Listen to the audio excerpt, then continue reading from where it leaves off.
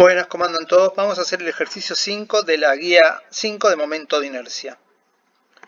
El ejercicio nos dice que una pieza cortada de una chapa de densidad uniforme tiene la forma que se muestra en esta figura. El ítem A nos pide que encontremos la posición del centro de masa de esta pieza y B, indiquemos si el momento de inercia respecto al eje Y es mayor al del eje X, si ocurre lo contrario o si efectivamente son iguales. Nos pide que para este caso no hagamos cálculos, sino que observemos la distribución de masa respecto a cada eje y comparemos. Teniendo en cuenta que la densidad, que la vamos a nombrar signa, que es una densidad de área, es uniforme, y la placa por suerte tiene una facilidad de encontrar el centro de masa de cada uno de estos cuadros, lo que vamos a hacer es tomar como columnas para reducir la cuestión de cuentas, y les sugiero, si ustedes quieren hacerlo, bueno, hacer como convendría. En el caso de si a ustedes les resulta más fácil, es hacer el centro de masa de esta parte de arriba, más la de acá, más la de cada uno de los cuadritos y plantear obviamente la ecuación de posición del centro de masa, esta expresión que nos ayuda a encontrarlo. En mi caso, para reducir las cuentas, tendrían que ser en ese caso cada una de estas sumatorias, de los índices de la sumatoria, tenemos 1, 2, 3, 4, 5, 6. En este caso lo podemos reducir simplemente a 3. Bien. Por simetría de cada una de las columnas, encontrar los centros de masa y cada una de las masas no es muy dificultoso. Para el caso de la columna 1, fíjense que respecto a X la posición del centro de masa está en 5 centímetros y en Y está a los 15 centímetros. ¿Bien? Esto está expresado acá. Y la masa va a ser la densidad por el área. Es decir, la densidad por el área. El área de esta columna es 10 centímetros por 30 centímetros, es decir, la masa me va a quedar sigma por 300 centímetros cuadrados. Respecto a la columna 2, fíjense que justo acá esta parte blanca no tiene masa, ¿bien?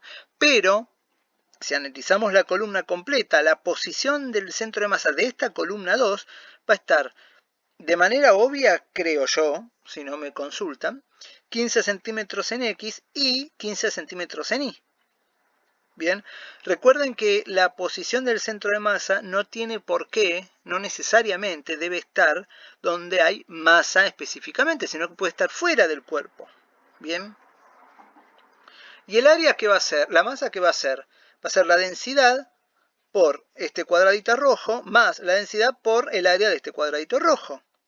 Entonces va a ser 2 veces sigma, es decir, 2 veces la densidad por uno de los cuadraditos, 2 veces sigma por el área de uno de estos cuadraditos. Entonces eso me queda como resultado sigma por 200 centímetros cuadrados. Lo que les dije, revisar acá que el centro de masa de C2 está fuera de los sitios con masa del mismo. Con respecto a la columna 3, fíjense que solamente con masa tengo esta partecita azul. Entonces la posición del centro de masa va a ser 25 centímetros en X y 5 centímetros en Y para la columna 3. Y la masa va a ser sigma por el área de centímetros por 10 centímetros, es decir, sigma por 100 centímetros cuadrados, como vemos acá. Así podemos escribir ya lo que es la posición del centro de masa. Esta parte de acá es para la columna 1, cuya masa es 300 centímetros cuadrados por sigma y su posición es 5 centímetros en Y más 15 centímetros en J. Este segundo término de la parte superior de esta división es sigma por 200 centímetros cuadrados, es la masa, y 15 centímetros en Y más 15 centímetros en J es la posición. Y finalmente para la tercera columna, esta de acá, es 100 centímetros cuadrados por 25 centímetros en Y más 5 centímetros en J. Obviamente la masa total es 600 centímetros cuadrados por sigma, y eso nos da que la posición del centro de masa está en 11,6 kilómetros en Y más 13,3 centímetros en J versor. Disculpen, acá hay un Y versor, pero es J versor. El ítem B nos pide que calculemos el momento de inercia de una manera cualitativa, sin hacer cuentas, con respecto al eje Y y con respecto al eje X. Y efectivamente comprobemos cuál es mayor y cuál es menor. Bien. Fíjense que el momento de inercia es como una resistencia a la rotación, lo que habíamos discutido en los videos anteriores. Cuanto más alejada la masa del eje de rotación, será más difícil llevar a cabo esto. Bien. Y en consecuencia va a ser mayor el momento de inercia respecto al eje que nosotros lo veamos.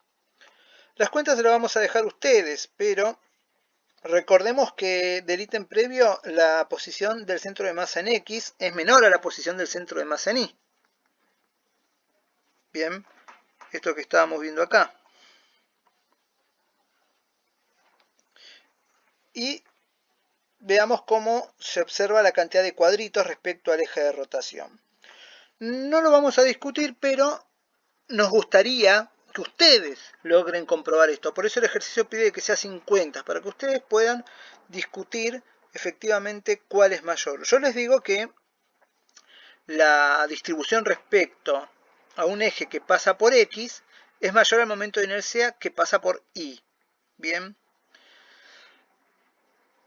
Fíjense, discutan cómo está la distribución, si yo tengo acá en X, cómo está la distribución respecto a las distintas chapas, si están más alejadas o no y cuántas son, y lo mismo pueden hacer con Y. De esa manera comprobar que el momento de inercia en X va a ser efectivamente mayor al momento de inercia en Y. Y esto lo pueden calcular si ustedes quieren.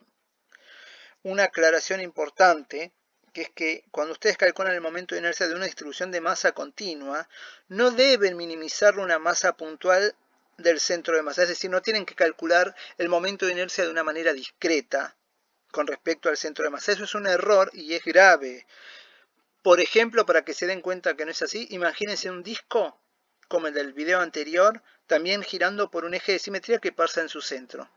El centro de masa del disco está en el radio igual a 0. Si ustedes calculan el momento de inercia del disco, les va a quedar 0 porque es la masa por la posición supuesta esa que habíamos dicho al centro de masa, que es 0. Entonces, no, nosotros sabemos que el momento de inercia del disco, hay distintas variantes, disco completo, solo un anillo, etc. Pero sabemos que no es 0. Bien, respecto a ese mismo eje. Entonces, es un recuerdo importante que no se calcula el momento de inercia respecto a la posición del centro de masa.